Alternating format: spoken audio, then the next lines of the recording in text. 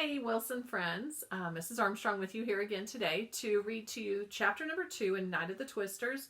Once again, before I start, I want to give a big thank you to HarperCollins Publishing and our author, Ivy Ruckman, for allowing us to produce these read-alouds to share with our students. Today we're ready for chapter number 2, which is titled 5 o'clock. You might remember from the end of the last episode that Ivy Ruckman has decided to title her chapters by time of day, which is going to give us give us an idea of when we're getting close to the events of the tornadoes touching down. In the last episode, I did tell you that our very first tornado is going to touch down a little before 9 o'clock at night. So, chapter 2, 5 o'clock. Arthur and I rolled over on our backs on the warm, sandy beaches of Mormon Island State Park. We had just had our first swim of the summer, and now it was nearing 5 o'clock. So, do you plan to keep going to those craft classes? Arthur asked, putting his hands beneath his head and gazing up at the sky. Now, I ought to mention right here that at the beginning, my friend Arthur is no ordinary human. He's smart. He studies things. Arthur himself says he conjugates. I could tell by the way he was squinting into the sun that he was thinking hard about something. Mrs. Stevens, our social studies teacher, had pointed out in class one day.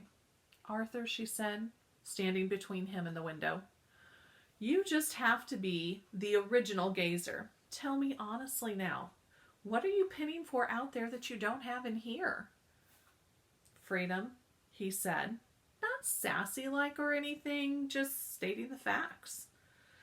Now, lying there next to me, he was outlining the pattern of the thunderheads with his big toe while he gazed. I raised myself up onto one elbow. Well, don't you like craft class? I asked. Not much. I poked finger holes in the sand. Oh, heck.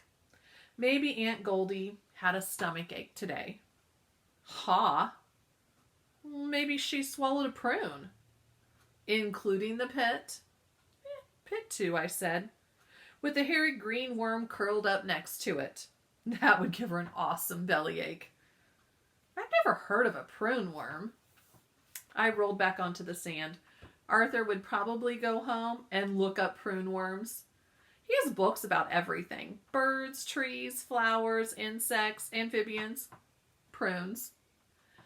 Bring some Indian craft ideas when you come, Arthur said, mimicking my Aunt Goldie.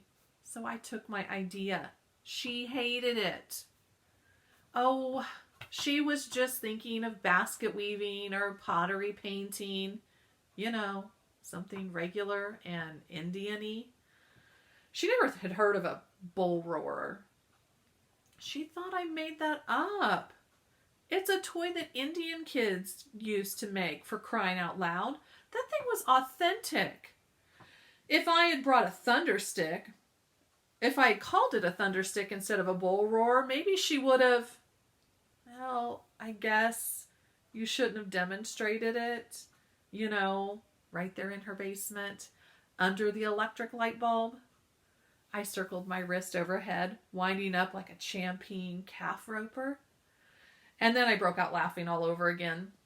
Once Arthur got to swinging that bull roar around his head, once it started whizzing and whirling like a whirlwind, we couldn't hear anything else until it sheared off the light bulb and landed on the ping pong table, that is.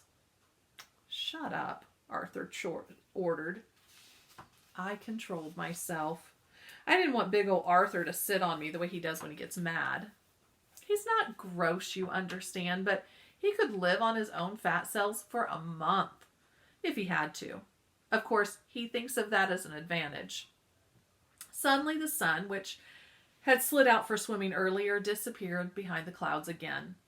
This time it looked like it was gone for good, and I watched an army of goosebumps rise up on my bare belly, and I thought about starting for home.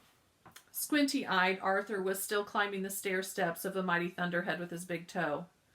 I knew he wasn't through brooding about what had happened that morning. If she makes us do rain dances, I'm quitting, Arthur said. Oh, you know my Aunt Goldie. She's such a flake. She forgets half of what she says. And now that everybody wants to make bull roars instead of decorating pots and stuff, I bet she'll give up on Indian crafts. Goldie, who teaches at the Riverside Dance Studio, also happens to be my mom's younger sister.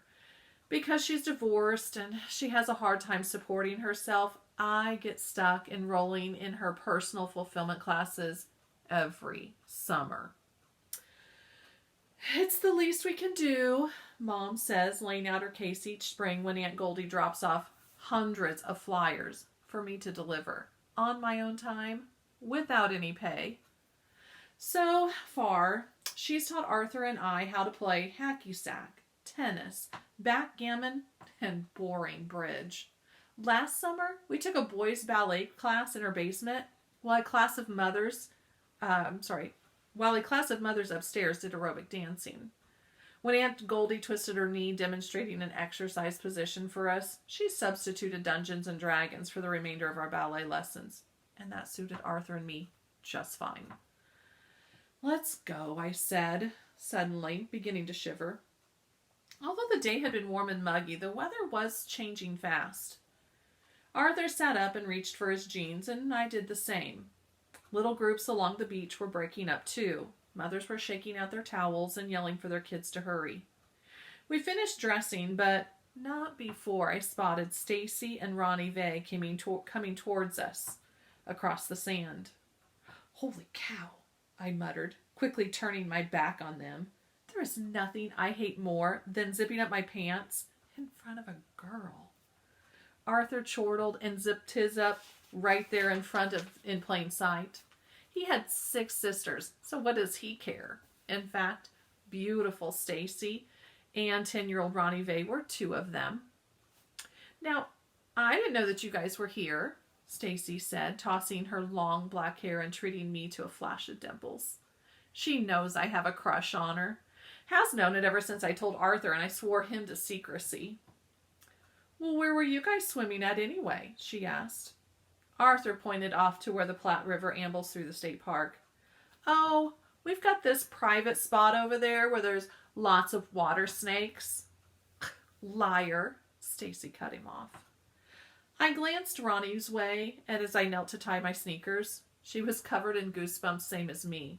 Of course, I have enough muscle to keep me warm, but she's so skinny. I imagine it must be embarrassing for her to walk around in a bathing suit looking the way she does. Why don't you 2 ride us to the Conoco station so I can call Mom? Stacy asked. Her eyes were on my bike. We want to get home before it rains. What do you care? Arthur said. You're already wet. Well, you'll ride me double, won't you, Dan? I grinned. I was silly putty in her hands. Well, I am not waiting around, Ronnie Vay said as she marched off. Stacy's older than Arthur and me by 2 years, so she's used to getting her own way, and she wasn't about to give up. Please, she kept on. I've never been on your new bike. Look, Estacia Marie, Arthur sneered, using her revolting given name. Dan can give you a lift if he's dumb enough to, but I am not riding double with Ronnie Vay anywhere. So we wheeled our bikes up onto the road and Stacy walked between us.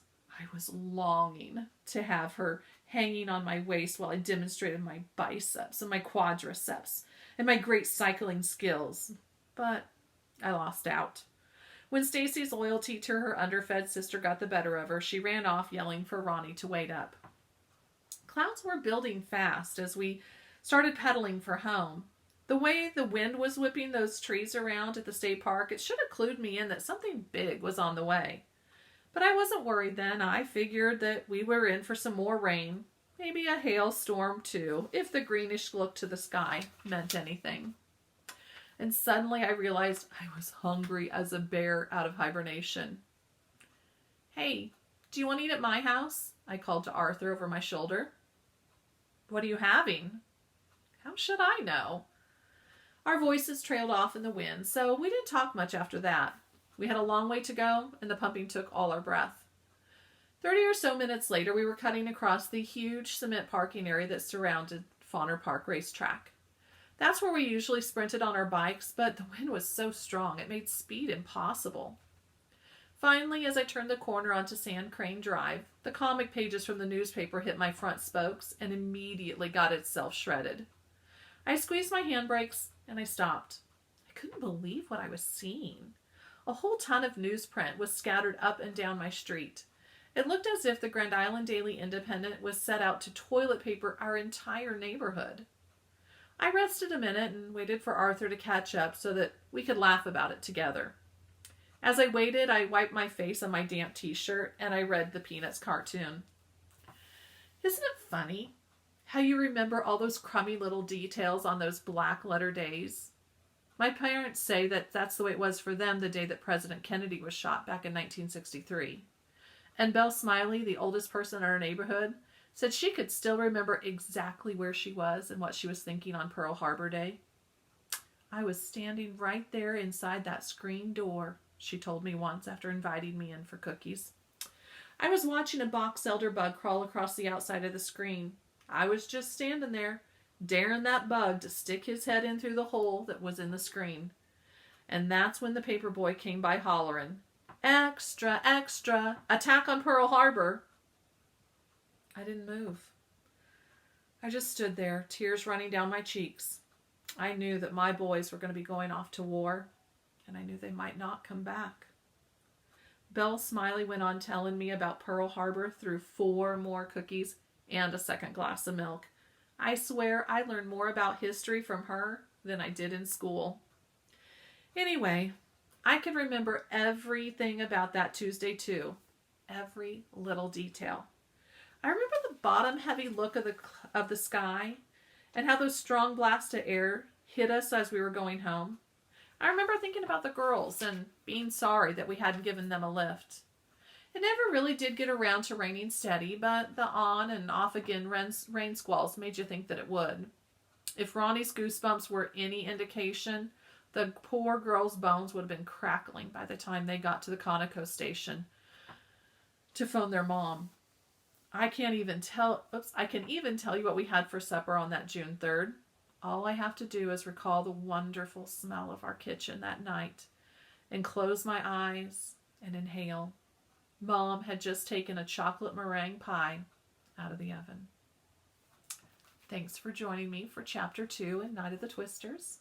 I'll see you soon as we move on to the 6 o'clock chapter. Bye.